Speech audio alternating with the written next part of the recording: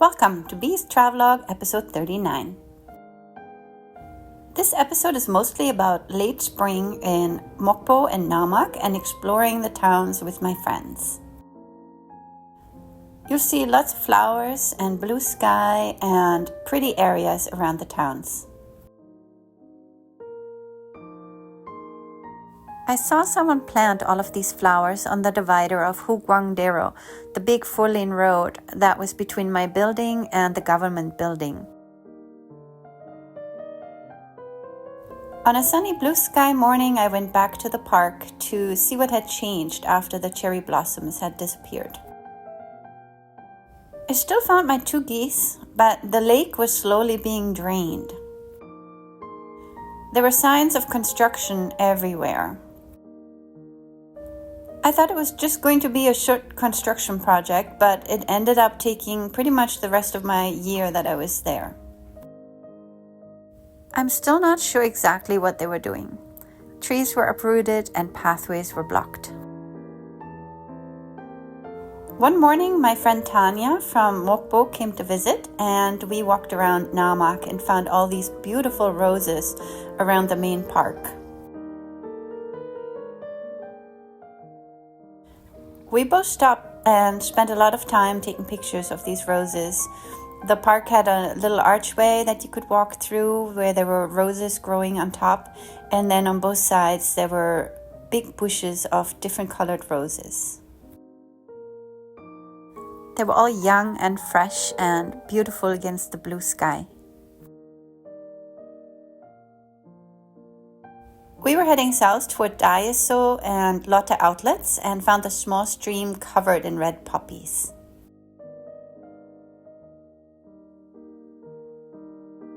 On our next outing, I took the bus to Mokpo, and I remember the bus didn't stop where I wanted it to. Maybe I had thought the stop button had been pressed, so I was going right by Tanya. So we walked toward each other and then through the fish market a little bit until we got to the half island that Tanya wanted to show me. This was Samhakdo Park, which was connected to Mokpo via bridges and was sort of on an island, separated from the mainland by a small river. There were lots of statues and artwork and beautiful flowers. This was also the place for the Kim Dae-jong Nobel Peace Prize Memorial. We didn't go in this time, but we went back to it another time, and you'll see it in a later video. We ended up walking all the way from downtown Mokpo to the farmer's market, which only took 25 minutes. I noticed while walking and from the bus window that the towns really had made all areas look very beautiful with flowers. I went back on my own to see the roses in Namak.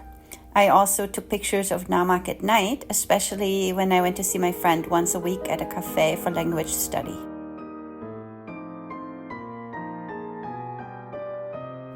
I then went for a walk with my friend Asia, right across the street again near the government building, and we found that the hydrangeas were just starting to get into full bloom. There were many different colors, and most of them were just opening up to get to full bloom. It was in late May that I had to attend another conference for my school. We went to a building not far from the park and had to learn how to do CPR. It was very different from what I had learned before. I then walked through Namak and took photos of all these statues that were lining the road to the park. I also went out one sunny morning and headed to the eastern part of town where I hadn't been that much yet.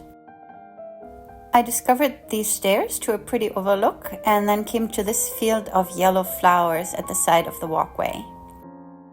As always, I had my little clip-on cameras with me and took some close-up pictures of this beetle and a bee.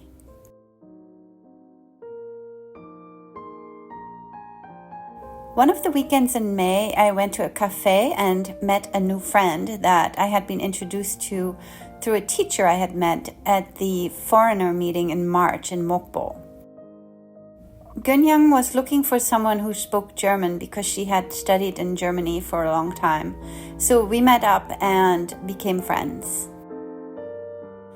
More pictures of the park in Namak at night after the rain, and pictures of the tiles that are on one of the artworks down by the water fountain. Every couple of weeks I headed back to the farmer's market in Mokpo and discovered that it was the season for garlic. Food supplies in Namak and Mokpo were definitely seasonal. While one item was in season, it would be plentiful and very cheap, and then when it was out of season, you could either not find it at all or had to pay horrendous amounts to get it. I went back to the park very often during my mornings because it was just across the street and gave me a little bit of exercise and something to do. And I saw the work progressing. It was becoming less and less fun to walk there. One morning, Asya invited me for waffle breakfast at her apartment. It was delicious. The next day, Asya and I met up. Our plan was to take the bus across the river and go to the Jeollanam-do Agricultural Museum. We had a very tough time finding the right bus. Both my Google Maps and Asya's Naver map was telling us to take a certain bus that just never appeared. We spent about an hour looking for the right bus and waiting at different bus stops, crossing the street 3 times between the Mokpo bus depot and another possible bus stop. Finally, we found a bus that would take us across the river and to the Agricultural Museum. As you can see, it was worth the hassle. We ended up in a very pretty area and had a lot of fun walking around, exploring the buildings and the park outside the museum. This is not an area that many people visit or probably even know about. Getting there by bus was really difficult, but leaving was even more difficult. Buses in this area are only going like 1 or 2 buses for the entire route. And since the route can take 4 or 5 hours, there might be a couple of hours in between buses. I recommend if you want to go here to go by car. We had beautiful views of Namak from the other side and then found these Korean totem poles. I don't know what they actually are called. This is considered a small zoo, but it has mostly just farm animals. And then we found these holes of water in the ground. As the sign explains, they're called dumbong. We had initially planned to go to a Turkish restaurant, but Asya was not feeling well, and the bus connection was so poor that we agreed to just walk across the bridge to get home as fast as possible. After a 25-minute walk and another wait for a bus, we finally made it home. Next, my mountain hike adventure. Thank you for watching.